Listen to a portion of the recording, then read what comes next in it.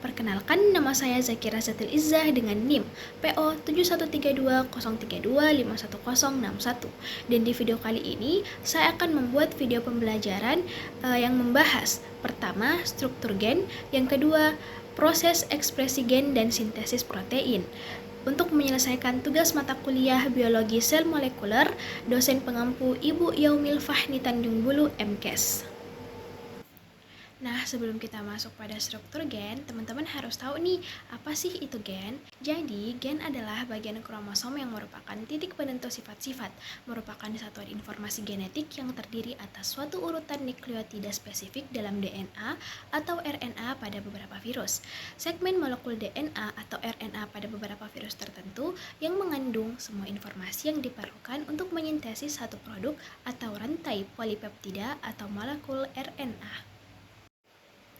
Gen merupakan unit biologis dari keturunan, sanggup memperbanyak diri sendiri dan ditransmisikan dari orang tua ke keturunannya, serta memiliki posisi tertentu atau lokus dalam genom. Menurut W. Johansen, gen merupakan unit terkecil dari suatu makhluk hidup yang mengandung substansi hereditas dan terdapat di dalam lokus gen.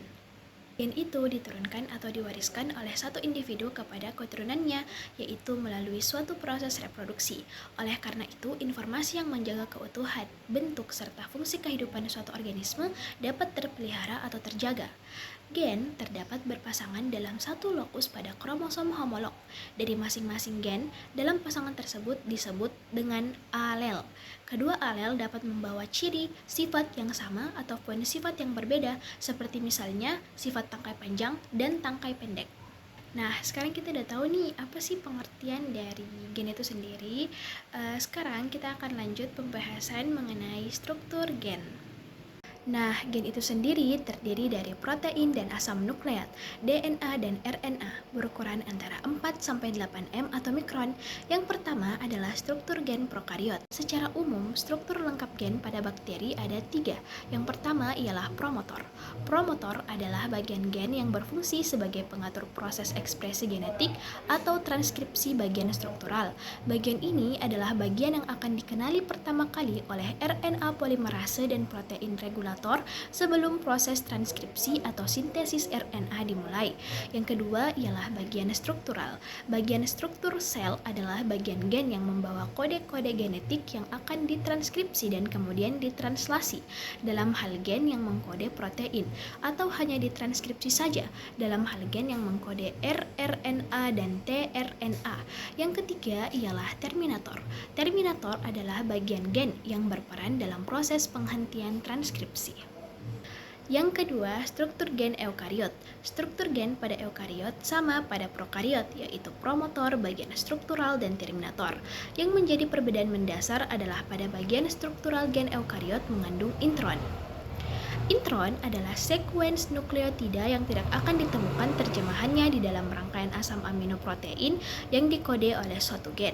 Intron akan ditranskripsi terapi kemudian mengalami pemotongan sehingga tidak akan mengalami translasi.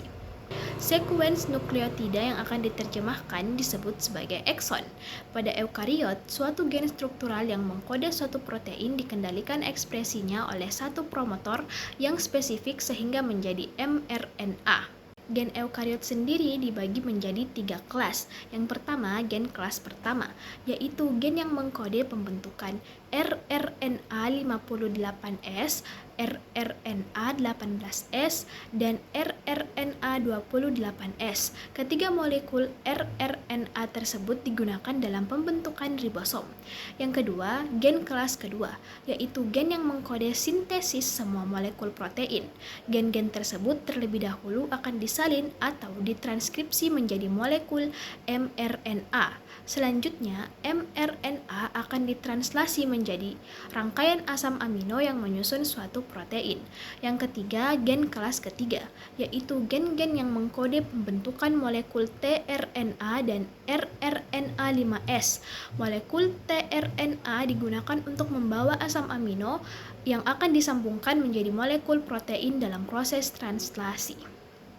Nah, jadi kita udah tahu nih apa saja struktur pada gen. Sekarang kita akan membahas mengenai proses ekspresi gen dan sintesis protein. Tetapi sebelum itu, teman-teman harus tahu nih pengertian dari ekspresi gen itu sendiri. Jadi, definisi dari ekspresi gen adalah proses di mana kode-kode informasi yang ada pada gen diubah menjadi protein-protein yang beroperasi di dalam sel, atau proses penerjemahan informasi yang terkandung pada struktur gen menjadi proses metabolisme atau pola kehidupan organisme. Proses ekspresi gen digunakan untuk semua makhluk hidup, termasuk eukariota, prokariota, bakteri, dan archaea, dan dimanfaatkan oleh virus untuk menghasilkan mesin makromolekul untuk kelangsungan hidupnya. Adapun beberapa tahapan dalam proses ekspresi gen yaitu transkripsi, penyambungan atau splicing RNA, translasi, dan modifikasi pasca translasi dari protein. Adapun mekanisme ekspresi gen. Dogma sentral atau ekspresi gen di sini adalah suatu kerangka kerja untuk dapat memahami urutan transfer informasi antara biopolimer DNA, RNA, protein dengan cara yang paling umum dalam organisme hidup. Sehingga, secara garis besar, dogma sentral maksudnya adalah semua informasi terdapat pada DNA, kemudian akan digunakan untuk menghasilkan molekul RNA melalui transkripsi, dan sebagian informasi pada RNA tersebut akan digunakan untuk menghasilkan protein melalui proses yang disebut translasi. Mekanisme ekspresi gen yang pertama ialah mekanisme transkripsi. Ini merupakan tahapan awal dalam proses sintesis protein, yang nantinya proses tersebut akan berlanjut pada ekspresi sifat-sifat genetik yang muncul sebagai fenotip. Dan untuk mempelajari biologi molekuler, tahap dasar yang harus kita ketahui adalah bagaimana mekanisme sintesis protein sehingga dapat terekspresi sebagai fenotip. Transkripsi merupakan proses sintesis molekul RNA pada DNA template. Proses ini terjadi pada inti sel atau nukleus pada organisme eukariotik, sedangkan pada organisme prokariotik berada di sitoplasma karena tidak memiliki inti sel, tepatnya pada kromosom. Tahapan dalam proses transkripsi terdiri dari 3 tahap. Yang pertama inisiasi, yang kedua elongasi, dan yang ketiga terminasi. Mekanisme ekspresi gen yang kedua ialah mekanisme translasi. Translasi terjadi setelah proses transkripsi. Translasi merupakan suatu proses penerjemahan urutan nukleotida yang ada pada molekul mRNA menjadi rangkaian asam-asam amino yang menyusun suatu polipeptida atau protein. Yang diperlukan dalam proses translasi adalah mRNA, ribosom, tRNA, dan asam amino. Ribosom terdiri atas subunit besar dan kecil. Bila kedua subunit digabung akan membentuk suatu monosom. Subunit kecil mengandung sisi peptil P dan aminoasil A, sedangkan subunit besar mengandung eksid E, P, dan A. Kedua subunit tersebut mengandung satu atau lebih molekul rRNA. rRNA sangat penting untuk mengidentifikasi bakteri pada tataran biologi molekuler. Pada prokariotik 16S subunit dan eukariotik 18S subunit. Seperti halnya transkripsi, pada translasi juga dibagi dalam 3 tahap. Yang pertama inisiasi, yang kedua elongasi, dan yang ketiga terminasi. Mungkin itu saja yang bisa saya jelaskan. Terima kasih sudah menonton video ini. Kurang dan lebihnya mohon dimaafkan. Begitupun jika ada salah kata dalam video ini.